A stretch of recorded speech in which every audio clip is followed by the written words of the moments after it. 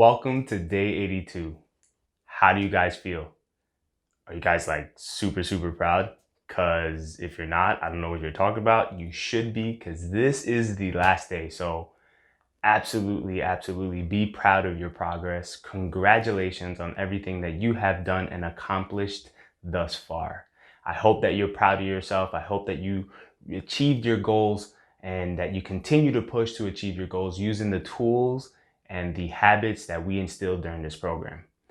But I want to leave you off with some stuff. I want to leave you off with some tools to continue to develop and change your ability to eat the way that a human should eat. Evelyn on Wednesday spoke about the markers of success. The markers of success are what actually made you feel great that allowed you to make decisions about the foods. So, for examples, what foods allowed you to be successful? What foods made you fail? And this is important to think about. This is important to reflect upon because this is going to actually build your nutrition, your diet, your eating habits. We need to review the markers of success and the markers of failures. And what we need to do is actually go into our journal. You know that journal that you built over this course of the program? You need to go into that, review it. Look at how certain foods made you feel. When we had level ups, how did you feel when the level up occurred? Did it make you feel groggy? Did it make you feel sick? Did you actually feel better? Think about those successes. Mark them down as cookies because it's so important to understand what foods make us feel great and what foods make us feel bad. Once you've understood your markers of success and failures, what I want to help you do is start to create nutritional boundaries.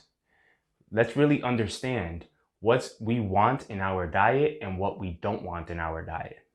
So the team and I created a template that's going to help you better understand what foods should go in your diet.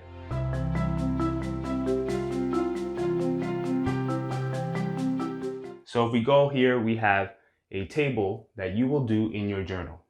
It's going to be made up of 4 columns. We have the first column, which is the food. We have the next column, which is what do I gain? We have the third column, which is what do I lose? And we have the fourth column, which is the actual decision. We have always, sometimes, almost never, and never. And what you're going to do is put the food that was brought in to level up. So for example, we talked about carbohydrates or we talked about grains specifically. We can put that as a level up and we look at it. So for example, I have the nutrient drink. What do I gain from the nutrient drink? Makes me feel good. Gives me energy. Healthier bowel movements. I feel healthier in general. My skin has been phenomenal since I put myself on this program. And it's a quick meal. It's time efficient in terms of actually sitting down and drinking this. I can be working, I can be talking to somebody and actually be drinking this meal and I get full from it. What do I lose?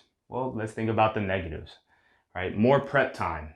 It takes me a little bit longer and I have to actually think and plan this meal out, right? So for example, I take Sundays, I take all of these ingredients that go into the nutrient drink and I prep it. I chop up the celery, I put them in little Ziploc bags, and then do the same thing with the cucumber, and I make sure that my spinach or my leafy greens or, serving size are ready to go, and I have them stored so that I can throw it into the blender the morning of. But that takes time. It takes me maybe about an hour to do that, and it can be a little bit annoying.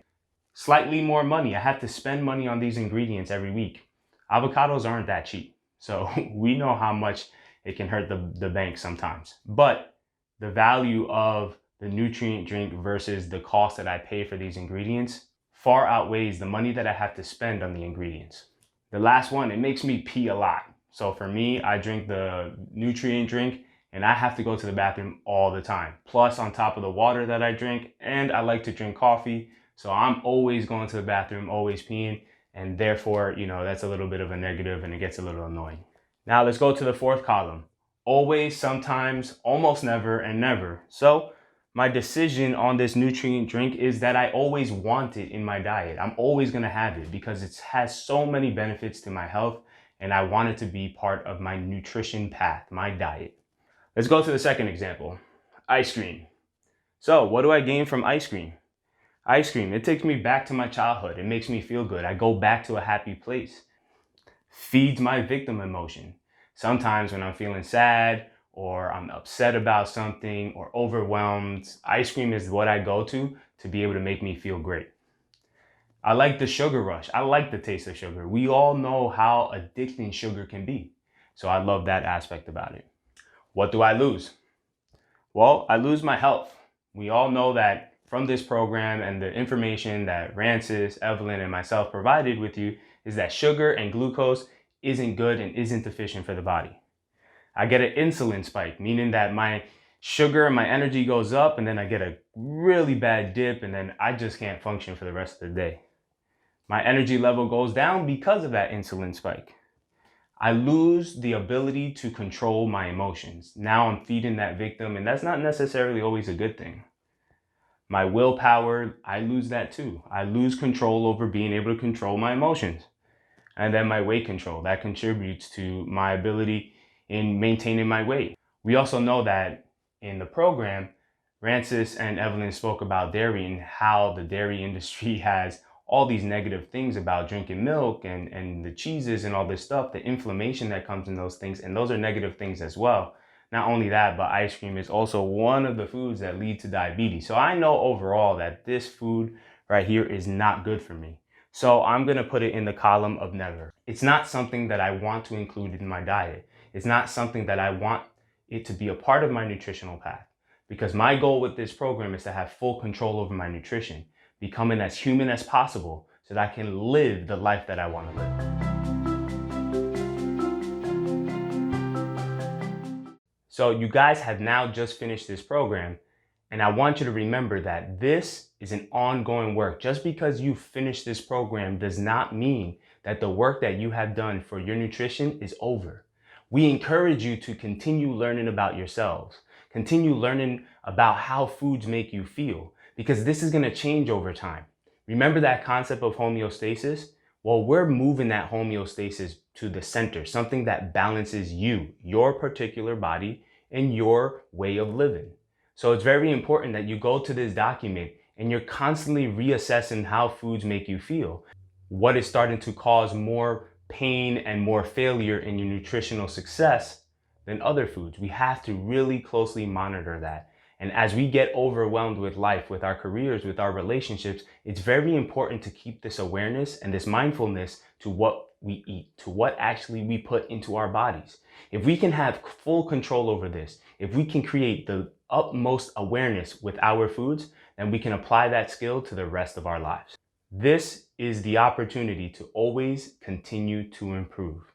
You have access to this program, and I encourage you to go back and listen to some of the videos in some of the areas of nutrition that you may have not got a full grasp on. So for example, if you didn't understand the information that was given to you about dairy or why dairy isn't good for you, I encourage you to go back to that week where we take dairy out and we actually explain why dairy isn't good for you. So remember that your job and your work with your nutrition is not over because you've completed this program. Here at Vita Project, what Vita Project stands for is Life Project. Your life is a project. And that means, like a project, you're changing things out. Some things fail, some things work, and you're constantly building it to make it better. Just like that, you have to go and continue to build that life. Build the life that you want to live. Build the world that you want to create and thrive in. And that's what Vita Project is about. So guys, thank you so much for being a part of this program.